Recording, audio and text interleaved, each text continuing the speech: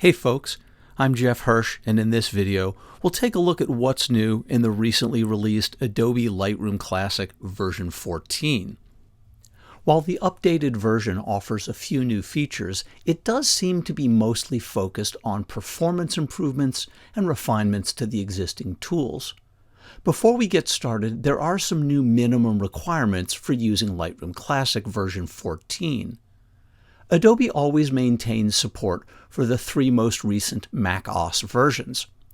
As of Lightroom Classic version 14, support has been dropped for Mac OS version 12, aka Monterey. Lightroom Classic supports Mac OS versions 13, 14, and 15. That would be Ventura, Sonoma, and Sequoia. So the minimum version required to run Lightroom Classic 14 on a Macintosh is now Mac OS 13.1, aka Ventura. Also, Adobe is no longer supporting running Lightroom Classic under the Rosetta emulation mode.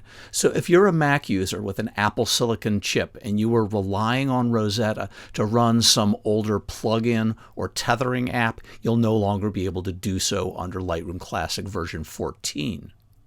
Windows users, your minimum requirements are as follows. If you're using Windows 10, you need to be running version 22H2 or higher, and if you're running Windows 11, you need version 21H2 or higher.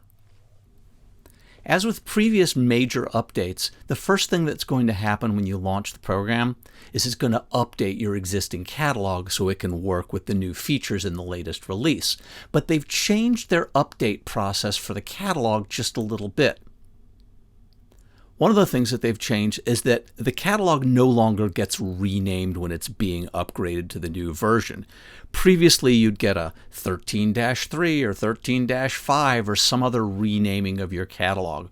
But they've changed the whole upgrade process, so now it's going to keep the existing catalog name, but it's going to make a copy of your old catalog, zip it up, and stick it in a folder called Old Lightroom Catalogs in the same directory as where the new catalog is. So we'll go ahead and let it upgrade the existing catalog here. And it won't get a new name. It'll be the same name as the old catalog. But what they've done is they've added a new feature that allows you to rename your catalog from within the program.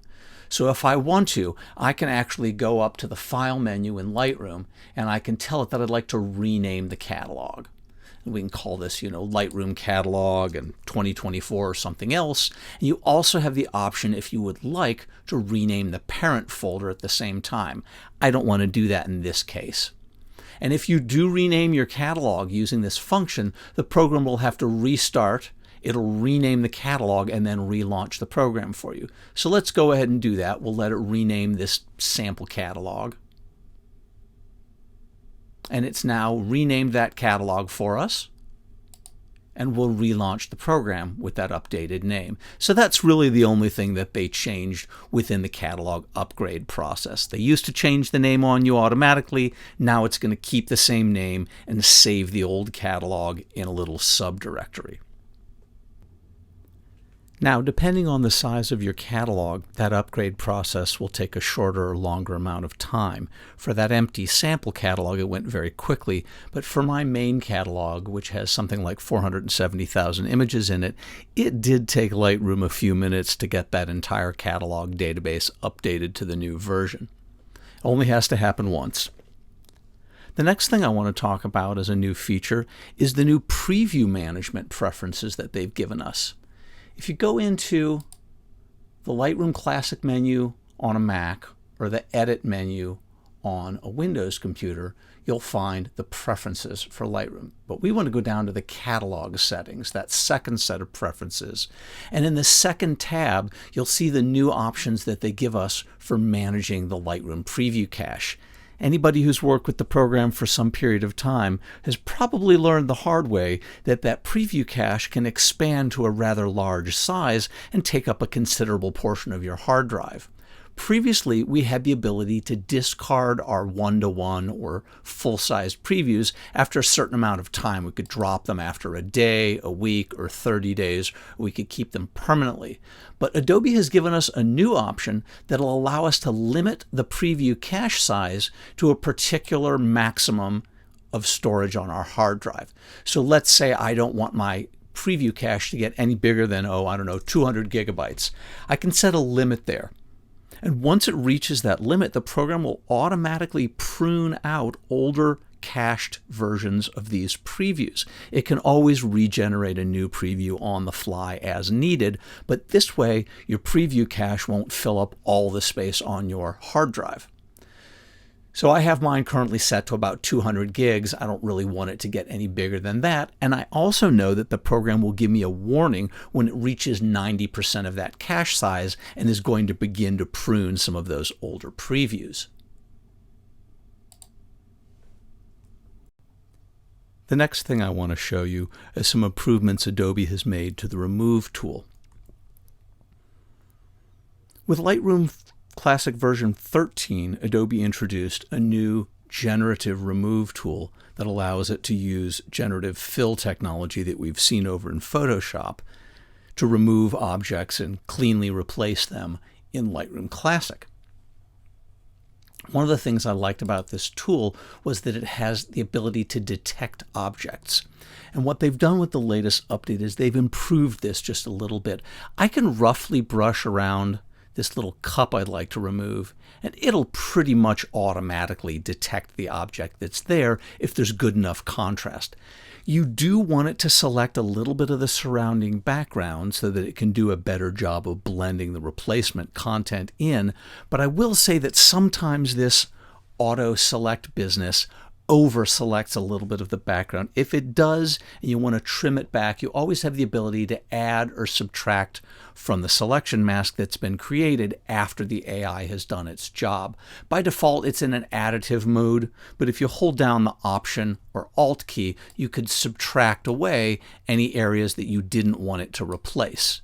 In this case, I think it's fine the way it is. I don't really need to modify it. And when I hit the Remove button here, it'll generate 3 replacements. You'll have 3 variants to choose from. There's number 1, number 2, and number 3. Let's say I like 3 the best. So they've made a few improvements to the interface over here as well. You can provide feedback on whether you thought it did a good job in general. You can also go into this little 3 dots menu and you can delete any variations you don't like. They do take up a little bit of space. So if I want to get rid of, let's say, variation number 1, I can switch to that and hit the 3 dots and just delete that variation. There's number 2. I didn't like that either. It put a funny little dent in the side of that bowl. So we'll take that one out. And that leaves us with just that 3rd variation that it created. So it takes up less space on the disk. The other thing that's new about the Remove tool is we can finally copy, paste, sync, and auto-sync the removes that we make from one picture onto another one, and the AI will generate new patches for the other images that you copy it over to. That's something we just didn't have in the previous version. Let's take a look at just a couple more uses of this tool. I'll pick up the Remove tool. I've already got it configured to detect objects and to go ahead and use generative AI. And I should only need to do sort of a rough brushing around the object that I want to remove.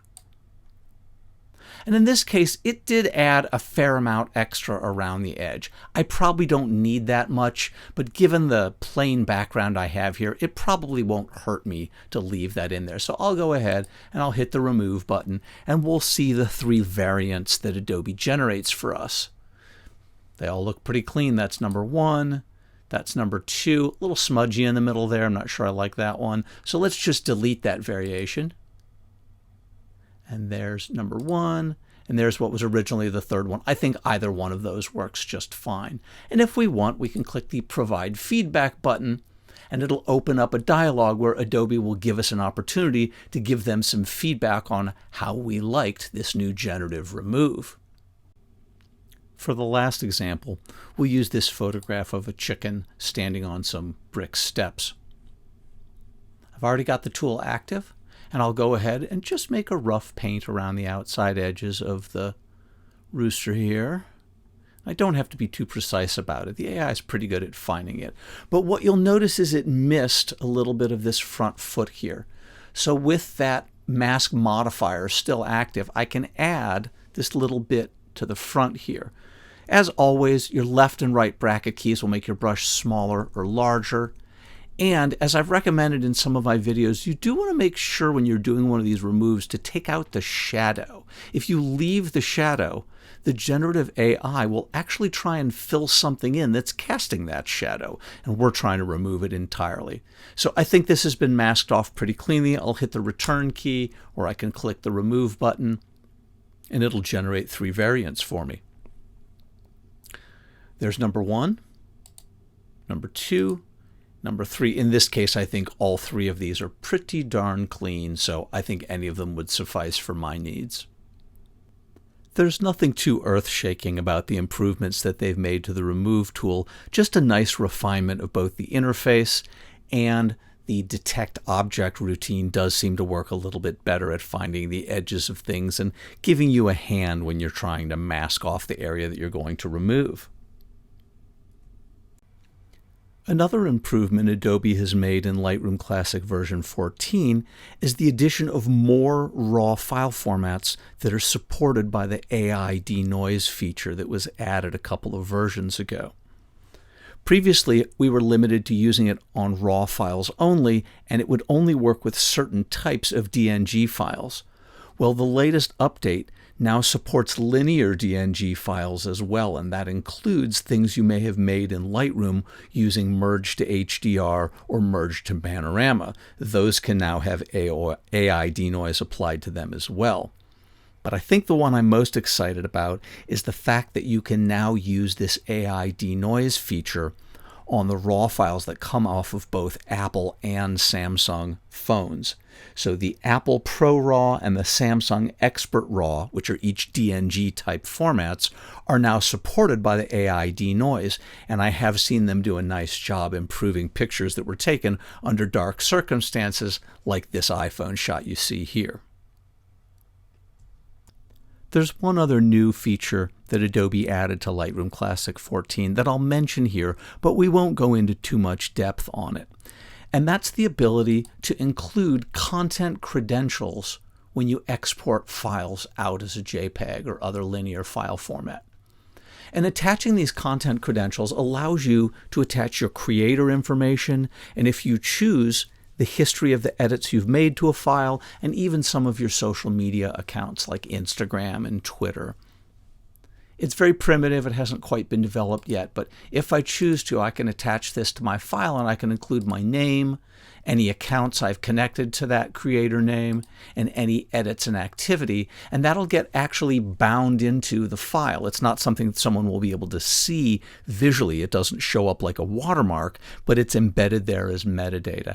I expect we'll see more of this moving forward. This is part of Adobe's Content Authenticity Initiative, a way to provide provenance for digital files so you can know if they've been manipulated by AI or not.